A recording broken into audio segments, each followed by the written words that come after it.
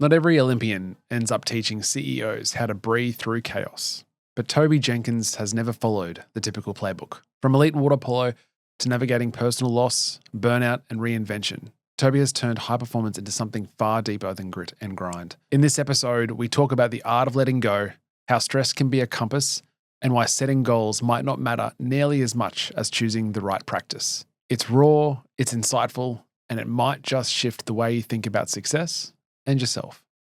Let's dive in.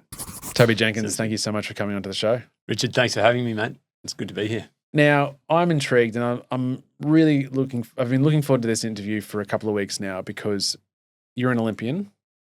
And I would have thought, and what I've read and the content that I've consumed from you, there seems to be a fair difference in terms of the mindset approach to performance, to high performance, that got you into the Olympic team versus what has transpired since, and the understanding of how the human brain works, how people work to elicit that high performance.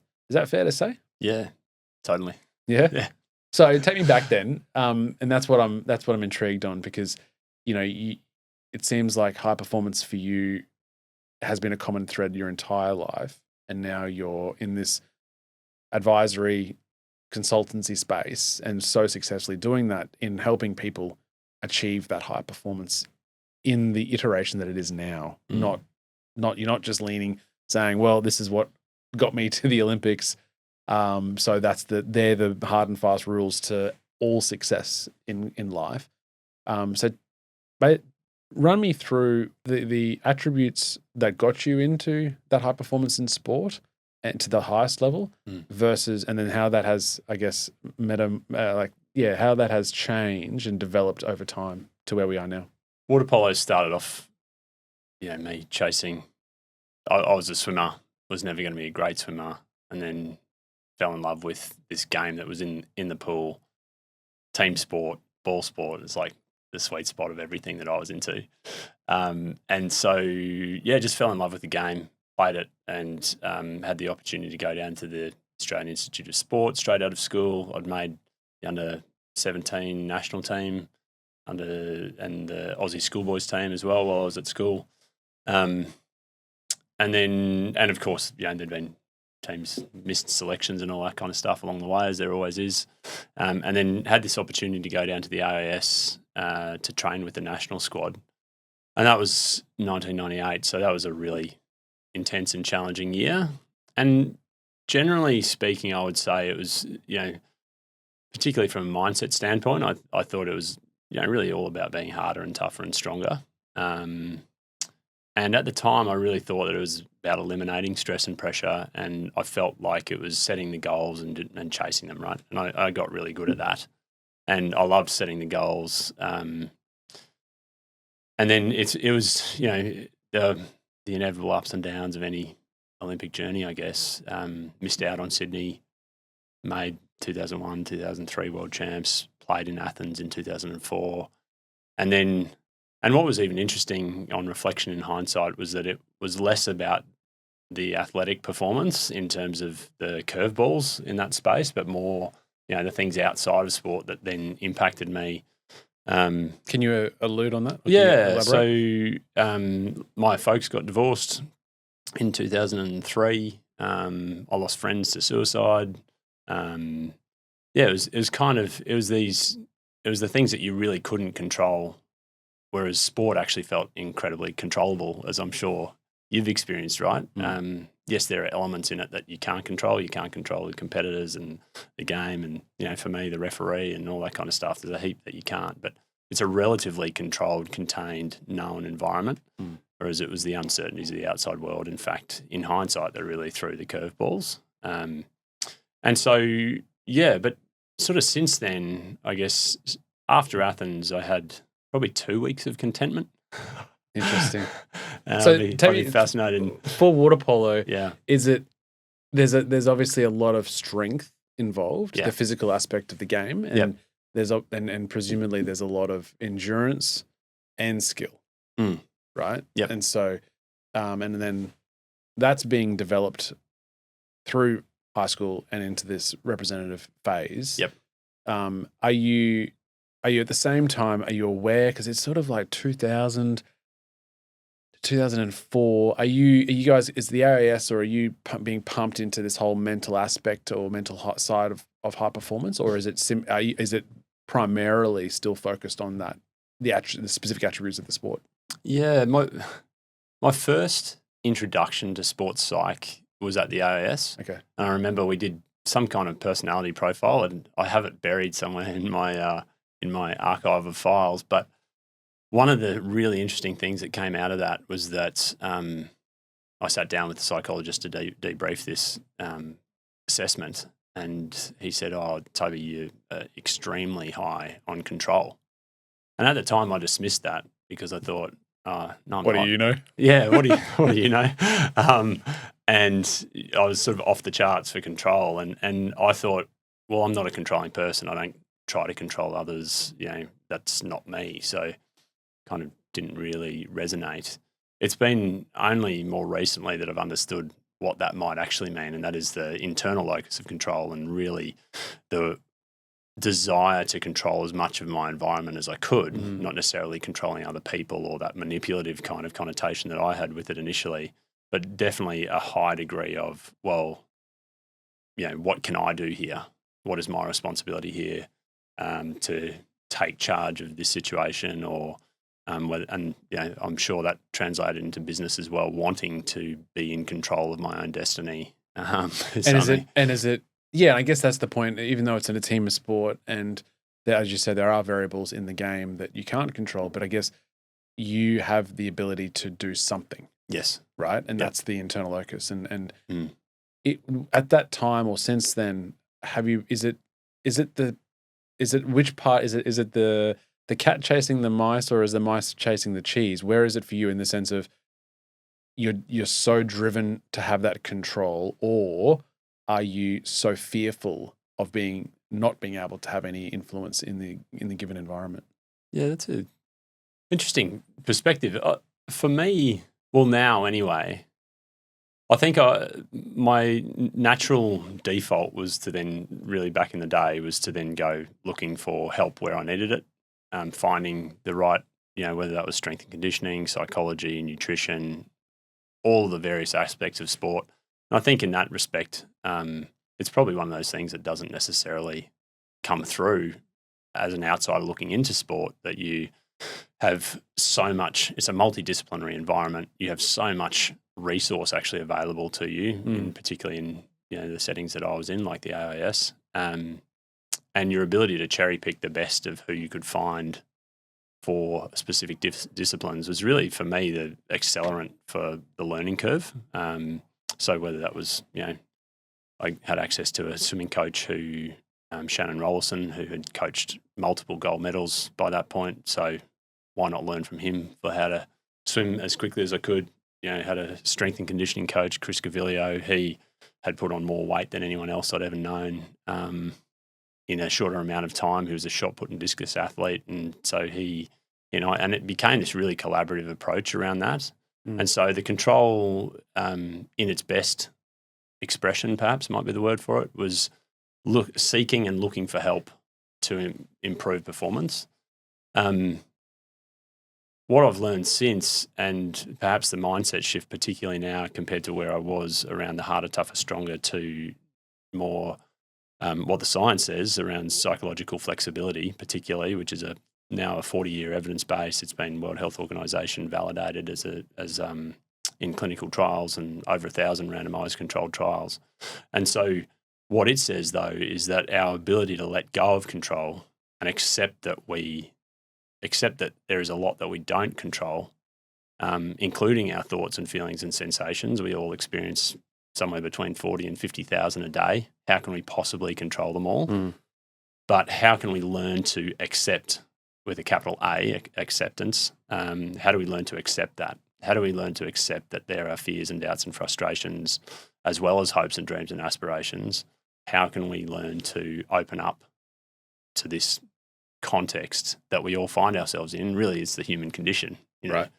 And one of the reasons why I've always been interested in philosophy, religious traditions, spiritual traditions as well in lots of ways, but not necessarily that I subscribe to any particularly, but I find it fascinating that all of these have developed as a way to help people work with, the reality that we all have to deal with.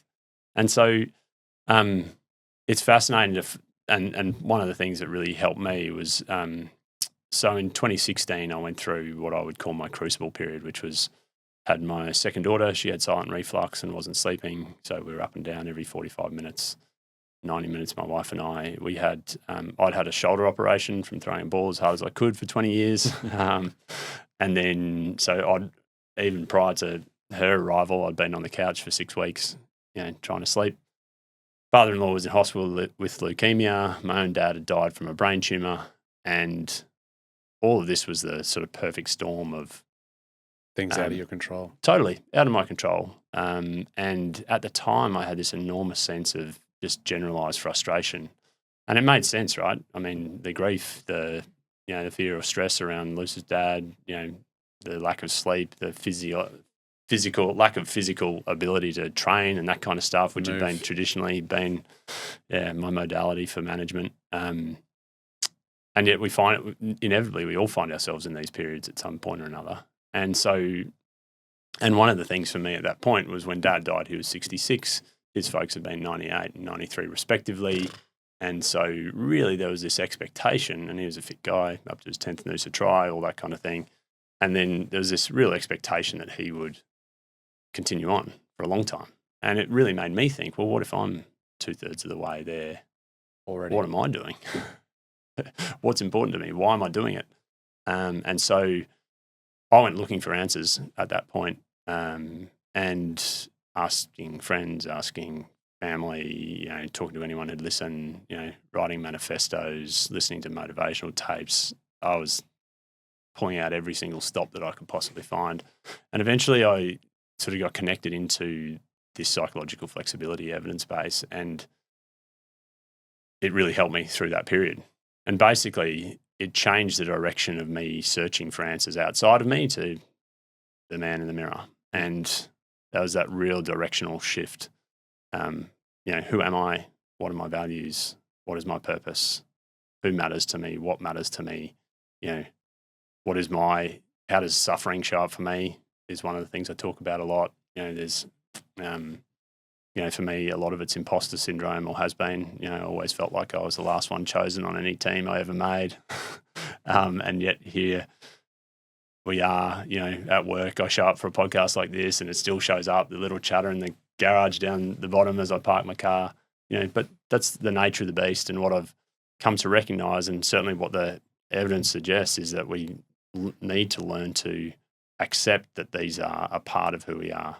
And what's interesting too, and what I've learned as I've learned more about this sort of shift, I guess, compared to, what I thought mindset was as an Olympian and how I think about it now today, is that, typically we don't experience tough or unhelpful emotions or thoughts or feelings, sensations when we're doing the washing up at home, right?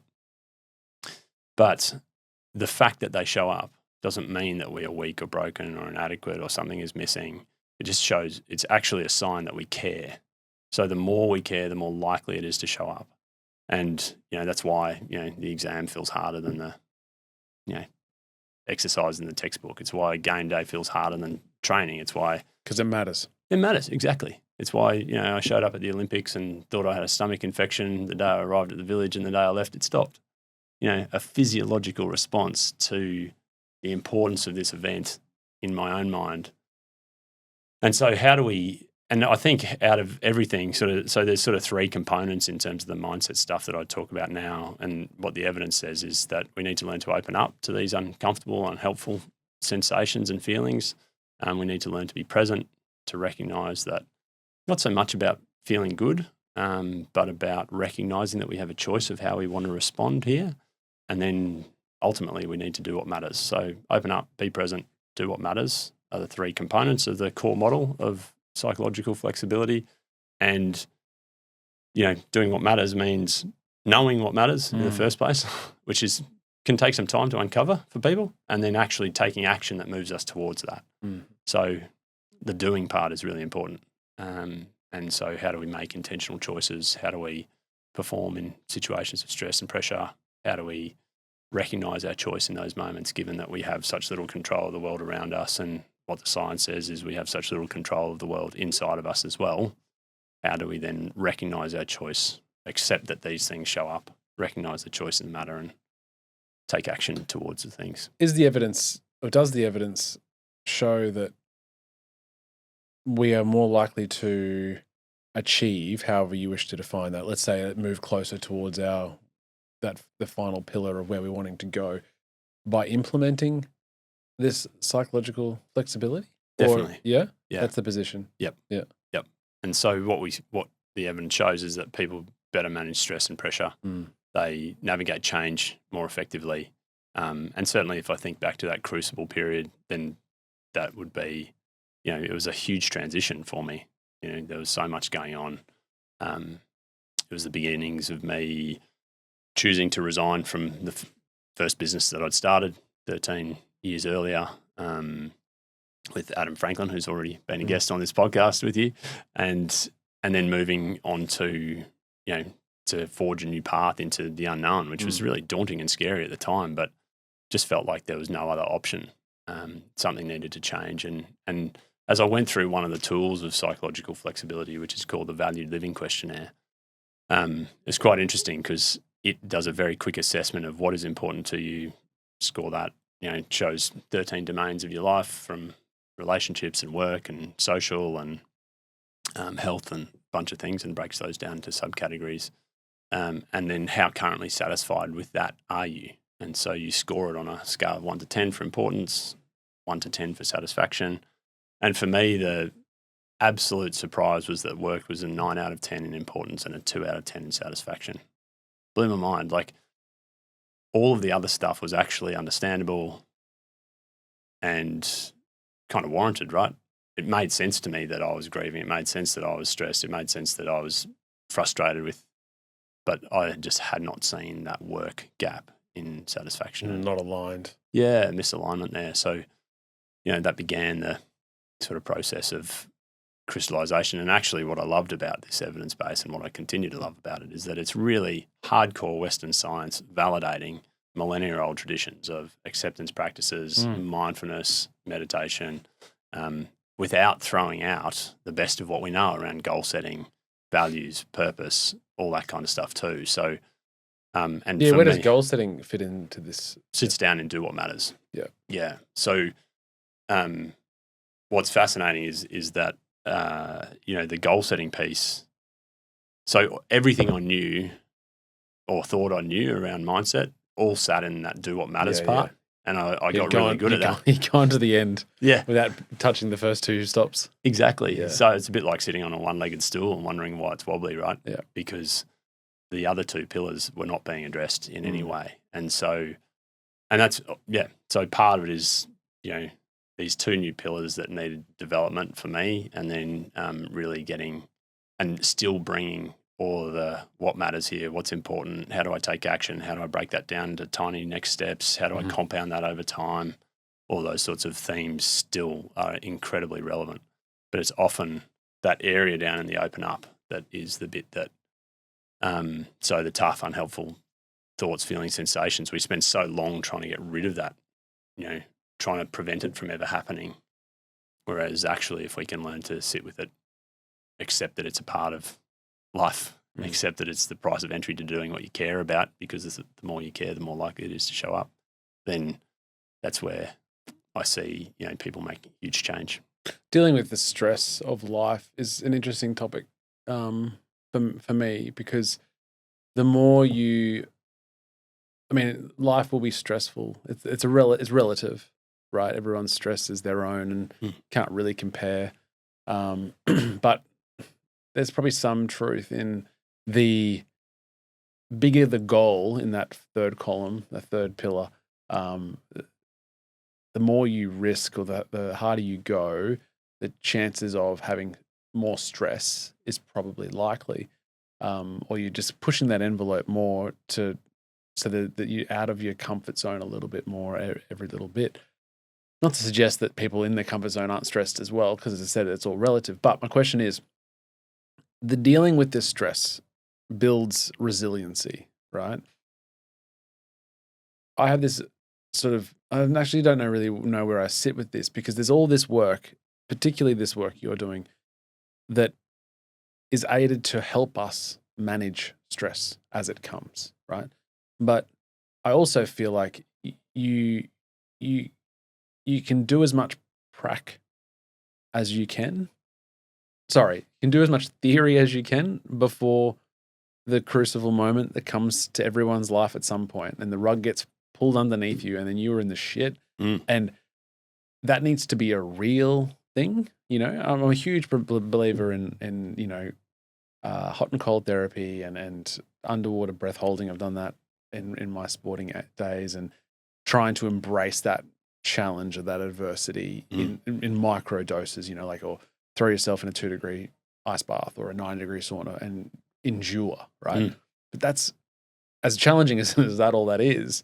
It is predictable. You're going into an ice bath, this is going to get cold. Yep. You're going to go numb. It's going to get challenging. Yep. But in those crucible moments, you're not ready. No. You don't know it's coming. No. And you call it lucky or unlucky, but it is a crazy, it's the human existence it's tragic to a certain degree, because almost everyone will have that crucible moment. So where do you sit in the work needed in readiness for that versus having to endure that and find your way through? Because you've found this work after the crucible moments of your life, right? Yep. Had you done this before, let's say 14, 15, are you in a better place to manage, or do you need to go through that to learn it on a prac level? Yeah, it's a great question. Like anything, I would say it's a set of practices, Richard. So it's not a silver bullet, and B, we're not trying to avoid stress and pressure, right?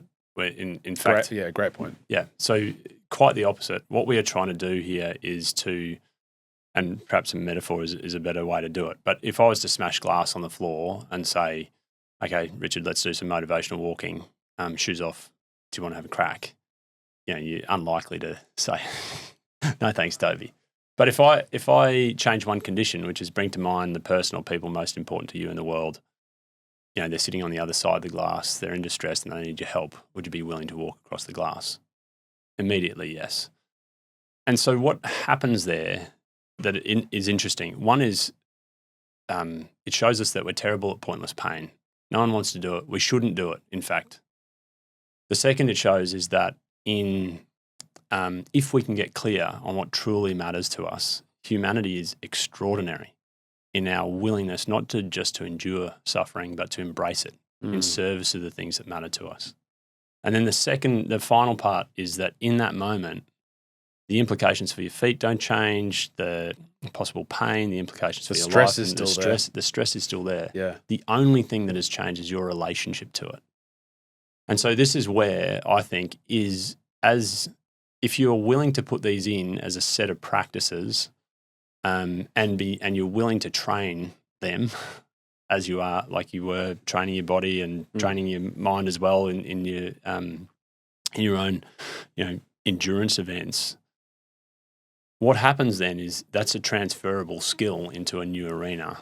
So yes, switching from endurance athlete to business owner, it's different stress, it's different pressure, it's a different environment, but the skills are translatable of, okay, well, I can learn to recognize fear, anxiety, frustration, anger, fury, resentment, whatever showing up.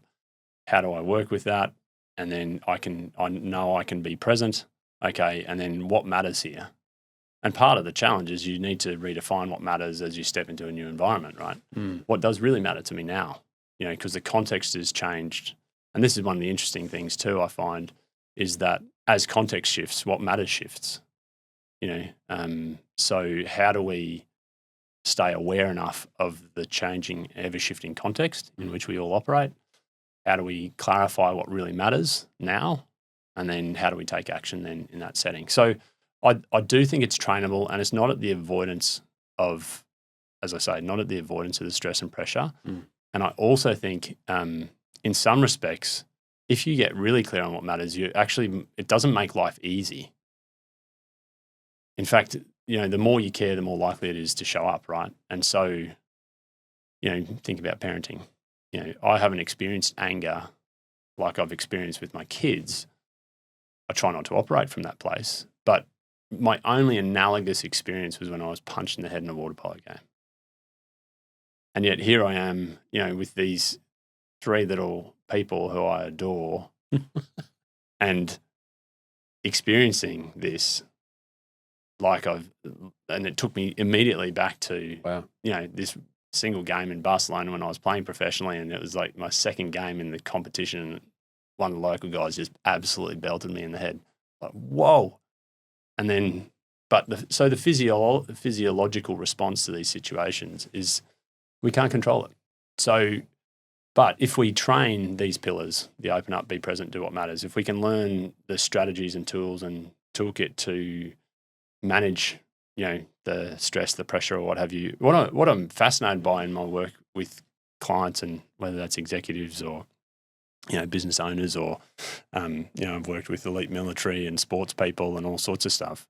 But what is fascinating is often people have a deep expertise in working with stress and pressure in one particular area of their life. And it's about then translating that into the domains in which they are looking to make change. So whether that's becoming a better parent, one person springs to mind, incredibly good at managing the stress and pressure at work, very rarely derailing, very rarely getting angry. But as a parent, this is happening all the time. Okay, well, what's working over here? How do we translate? Interesting. And know that you already have a competence. And so very rarely, the work that I'm doing with people is around, there's almost nothing new. Is that a misalignment in that instance between, like, that person in particular? We'll pick on that person for this example. They are, with the work stress, they're quite happy to walk across the glass to achieve what they want to achieve in work. Yep. Incredibly successful. Being able to manage that. Yep. But then go into their home life, they have been able to walk across glass, no problem. But is it just a misalignment of the purpose or what they're trying to achieve at home that stops them or makes it more difficult for them to walk across glass at home? Potentially. It's also potentially because they care even more. Yeah. They've also had 20 years of practice to get from, in the work setting to get to where they are. And 3 years at the moment at home or whatever. Yeah, and the doses are, small along the way. And so you've, built up your capacity. And that's a part of it, is you're trying to build capacity rather than reduce stress and pressure. You're trying to build capacity to manage this stuff. And then, but at home, parenting, the stress ramps immediately, and so how do you do that? How do you translate that? How do you get clear? Also, I think a part of it is we're often really clear in one area of our lives around what matters. How do we actually get clear on, okay, well, who am I as a dad or as a mum, or, it's particularly hard. I really want to operate here. Yeah, it's particularly hard at home as well because of if you're looking at business owners or executives, it's pretty easy to work out a KPI or a targeted, balance sheet, or this is the goal for the next financial year. And, it's not so specific or easily identifiable at home. To be able to say how it's an infinite game, yes, as is business. But business you can sort of gamify to say, well, we're playing for the next 6 months here. But parenting is an infinite game, but there's certainly, maybe that's where you need to, everyone needs to explore to say, how you can't win at parenting, but how do we know we're doing well? How are we being successful here? And, there is that imposter syndrome and that comparisonitis and looking at the Joneses and how they parent or how they look like their parent, and the whole self-judgment and self criticism. But I think to be able to explore with your partner or other caregivers of the children to say, what does success look like? What are we trying to achieve here? And it's not just to get to bedtime for tonight, which often is sometimes the bottom end goal. Let's just get them to sleep. It's a necessary. Let's just get them to sleep. But to have in this exercise that same set of skills to be able to say this is what we're trying to achieve. Yeah. Hey guys, just popping in with a gentle reminder. If you're enjoying this episode, we'd love it if you'd give it a like, hit subscribe, and leave a comment with your thoughts. It's free and it really helps us grow and continue to share these stories that matter. Cheers. And this is where I've probably moved away from goal setting towards practice setting. So what are my practices? Yeah. So so one of the things that, what are we? So in 2023, my big aha moment, which is not a particularly bit disappointing that it took me 44 years to get there, but was this idea that, the power of compounding, right? So on the back of that in 2023, as I did my end of year reflection, I gave myself the holidays, and then at the start of 24, I thought, you know what? On the back of that, what I'm going to do instead of goal setting, I'm going to set practices. So, and then I wound it. So I dialed that in a bit further, and I thought, what practices do I want for the rest of my life? And then where would I find a coach or someone to support this practice in order to accelerate my learning curve? And in the end, in 2024, I think I had like 8 or 9 coaches going across, meditation, strength and conditioning, business. I had a coaching coach, which is all getting a bit meta. I had a prioritization coach. It got a bit out of control, but a fascinating year and a fascinating experiment. And I think, you talk about an infinite game. I mean, the option is to say, okay, well, what do I want my relationship with my kids to be like? What do I want my health to be like? What do I want my work to look like? What do I want my marriage to look like, or with my partner? What do I want my family relationships to look like? If you go across all these various categories and say, well, here's what I think my long game is. Okay, well, how do we break that down to what are the practices today that support that? And so that was 2024 was where I really started to dial up meditation. On the back of that, I realized that is a practice that I want for the rest of my life. So, that went to sort of 10 or 12 sessions a week, and I love it now. I really look forward to it. And I see it as underpinning just about everything that I do. Mm-hmm. And what's interesting with practice setting too is you are less attached to the end result. So there's this fascinating concept in the Bhagavad Gita, which is a book that Gandhi read, and it's a Hindu text, or from the Vedas in Hinduism. But Gandhi swore by it, lived by it, and so that was my inspiration to read it. And one of the ideas in that is action without expectation of result. So how do you come back to the action today without expecting the result immediately, but knowing that the action of its own is worthwhile? And I think if you consider a compounding curve in this manner, then it's so true, right? The easy analogy is if you're trying to build strength in the gym, you can't miss any of your 10 reps in order to get stronger. You have to do each one, but after no single rep, is there any noticeable sign of result?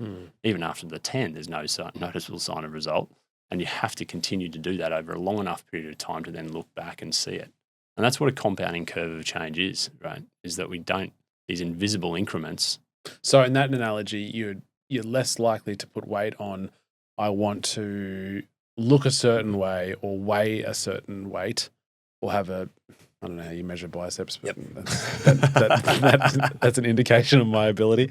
But that's the goal. You're stepping away from that, and for your point of focusing on the practice. Yep. Now I am going to the gym every day. That's my practice. That's what I'm. And it's not necessarily so important about the size of my bicep in 6 months' time. Yep. But more so that this is the practice that I'm implementing each day. Yeah. I bloody love that. Yeah. I love that so much. And what's interesting too is if you get clear on your long game, which is I want to, say for me in health, I want to chase my grandkids around. Okay, so what does that mean today? That means I'm doing strength and conditioning. It means I'm doing mobility. It means I'm doing fitness work as well. And it's not, and if I go, and if I only get 10 minutes to do 500 meters in the pool, and this is one thing I've really had to let go of, is no more perfect reps for me. The fact that I go... Probably swimming 2 minutes 100. It's going the mighty falls. Yeah. But it's it's the willingness to let go of the perfect sets, but recognize that every set matters. And so, and in fact, the opportunity here, if you expand your time horizon for fitness and health to 60 years, like maybe I make it to 100, right? That'd be nice. But is the practices today are compounding over a 60-year period. So it's less about perfect reps, and it helps me drop the ego for someone who's used to and certainly was trained to do perfect reps all the time and as many as I possibly could and push it as hard as I possibly could. But the risk over a 60-year period is that you get injured and you're unable to do your reps. Like the absence of reps is actually the risk, and therefore I'm way more likely to listen to my body, particularly at this age, as well at 45. So I'm way more likely to listen to my body, not push it just because I feel like I should be, getting 1 more kilogram on the dumbbell or whatever. All right. Okay, I'll test this then for you. This relationship between motivation and drive, I guess, or consistency, right? If you've got a goal, that can pull you out of bed. So let's keep it in the gym for the purposes of the chat.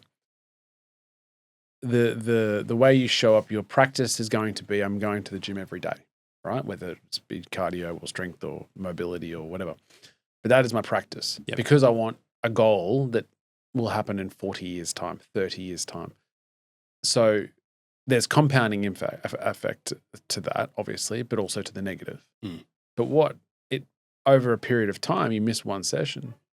It's not so, over that long period of time, it's less important to miss a session. Whereas if you've got a goal in 3 months, and this is what I guess everyone leans into. They want this sexy big ass goal that's in 3 months' time, a half marathon or whatever it is, to motivate the shit out of you to get out of bed.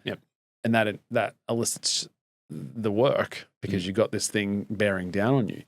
But if you've got a goal and I guess that's the relationship, I guess you've got to put into a practice that it's not. So you're trying to find that consistency without the motivation. Yeah. Yeah. And look, I would also say it's not the absence of goals. So the way I tend to break down this planning in for clients and for myself in a few ways. So what is your long game? I want to chase grandkids, say. Okay, well, what does that mean as a set of practices? Okay, well, that's fitness, mobility, strength. What are the metrics that I might track across that? Okay, VO2 max, bunch of different things. Is there a goal that I would like to pursue in that context? Practice? Yeah, in that context, and there might be. Yeah, but at the moment, that facilitates that, Toby. That facilitates the long term in service of the long game. Yeah, I like that. Yeah. So as opposed to goal for goal's sake, it's like, what is my long game and what is a goal that makes sense on the journey towards that? Love it. Yeah. And so you're putting goals in service of kind of infinite game, really. And then, you bring in your values. What does values look like in this architecture as well? What are the metrics that I might track to help me sort of keep on top of or maintain some degree of progress? So there's a few pieces, and what are the systems and structures? So system and structure might be diary. What is my support and accountability? Well, I'll tell my partner that this is the plan, and we'll get aligned around the practice. We'll get aligned. What are you going to do? What am I going to do? When are we going to do that? How do we juggle that with the kids? Blah, blah, blah, blah, blah. So it's, but they're the sort of elements. You need to know where you're at. Assessment, you need a plan. You need system and structure. You need the toolkit. And that might be an exercise bike and, downstairs in the garage. And you need the support and accountability. That, to me, are the sort of 5 elements once you know your long game. Elements so on really, that then, how it's, I guess, internally scares me to think, what is my long game here in all the different areas of life? You know what I mean? Like, rather than just saying, I want a beautiful marriage or I want to be fit and healthy when I'm 80. Do you go... Do you when you do this with your clients, are you really getting in the minutiae of the detail? What does that actually mean? What does that look like? What does that feel like? Yep. Rather than just a overarching, I want a great relationship with my children. I want to have, I want to be fit and healthy. I want a great marriage. I want to be successful at work. Like, how detailed for a long game, a view, horizon 30, 40 years, what's that exercise look like? Well, an example from my own, like for my long game for my relationship is, for my marriage, is that Luce and I want to hold hands when we're 100. So detailed, yes. Long or, some beautiful vision statement, no. But that is enough, absolutely, to determine what I do today, how I choose to interact, whether we have the coffee in the morning, even if the kids are derailing for, if we get 2 minutes for the coffee together, then that's it. Or I make the coffee. That's why I drink espresso. So just coffee done.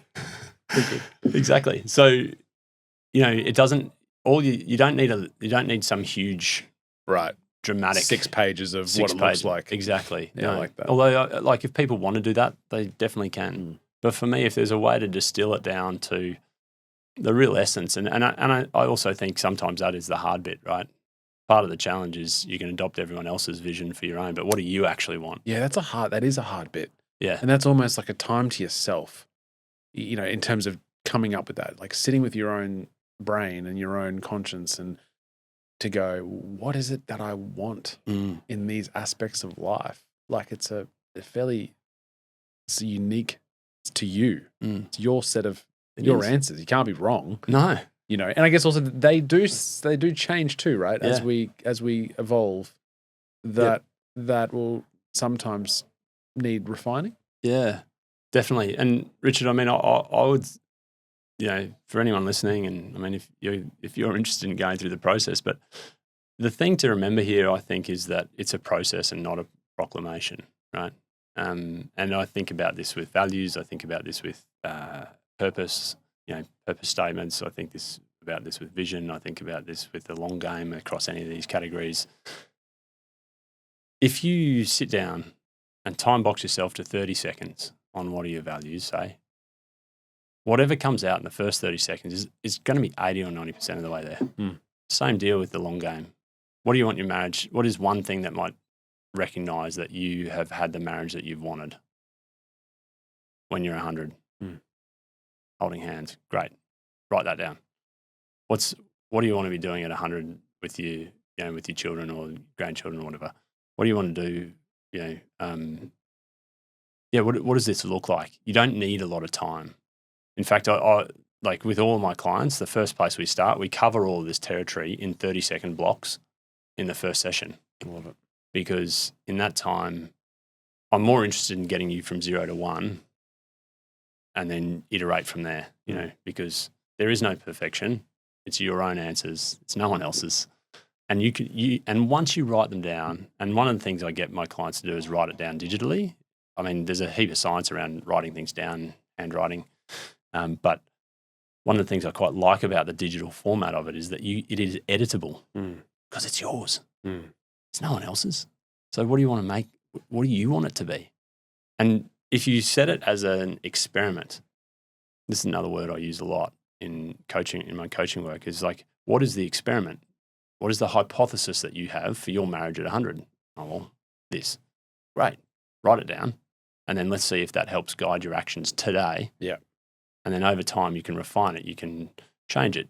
It's yours to own. If you're not showing up based on that, what you've done, you're not showing up the way you want to now, then that needs to be refined. Potentially, or you need to start showing up. Sure. Sure. Yeah. Like if this is actually what you say is important, and but your behavior is not aligning with it, you need to change something. Yeah, then something needs to change. Or you might have to really look yourself in the mirror and say, actually, that's not what I want. I need to be better. Yeah. Or the future is not what I need to be. I need to redefine where I'm going with that. Yep. Toby, this has been an absolute treat, man. Like I haven't looked at my notes at all. I've just loved every bit about this. So we'll put all your contact details, because you don't just work with executives, you work with everyone looking for this sort of success or trying to find that direction in their life. Before you go, the fast 5 questions. I haven't prepped you, I don't think, so good luck with it. Short answers, fast answers, whatever comes to your mind. What does success mean to you?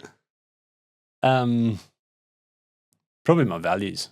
So love, gratitude, humility, exploration, contribution, expressed in as many moments of as many days as possible.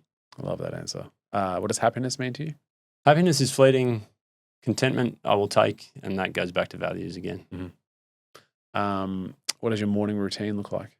Get Other than when you drive to the Sunshine Coast at 5:15 in the morning. The first thing I do is get up, have a glass of water, say my values to myself. And as I drink the glass of water, I'd probably have 2 or 3. And then the chaos begins, with children and what have you. But that's been the anchor practice for me. And then as many days as possible, I make loose of coffee and we sit down and we take whatever time we get on that. Might be 1 minute, might be 30 seconds, maybe 5 minutes, inevitably with a couple of kids on the lap. But we really, that's become a really lovely ritual for us. Beautiful. A side topic, when does the meditation come in of an evening? No. So, yes and no. So I do it twice a day, typically just after lunch and just before bed. Okay. Yep. So I set myself a little half-hour block occurring in the calendar and shuffle it around as needed. Motto of a piece of advice you'd give to your younger self that you'd want to put on a billboard for the world to see? Can I answer that in 2 parts? Of course. So I've thought a bit about the advice for younger self, and I would say to him, I love you, keep going. I love that. And then the billboard for the world would be, what if this is the last time? So what if this is the last time? And it encompasses kind of everything we've spoken about in a lot of ways, the contemplation of death, to appreciate life. It encompasses, well, if this is the last time, what am I willing to sit with, discomfort or otherwise? It brings us back to the present and also asks us what matters here and what am I going to do here about that. So what if this is the last time? And I find that one particularly useful, at night time when the kids are going to sleep. Because what if this is the last time I get to put them to bed? What if this is the last coffee? What if this is the last podcast? All of which is about, well, I want to share what I want to share, and be the person that I want to be in these moments, and hence that sort of definition of success as well. Be present in that moment too. Yeah. But appreciate for what it is. Yep. And then finally, a guest that you would like, or you think would be good to have on the show.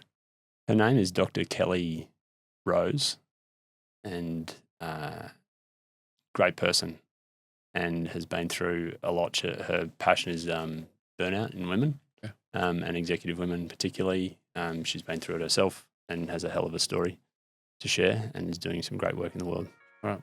We'll connect and get her on. Yep. Toby Jenkins, thank you so much, man. This has been so good. Thanks, Richard. Appreciate you having me, mate.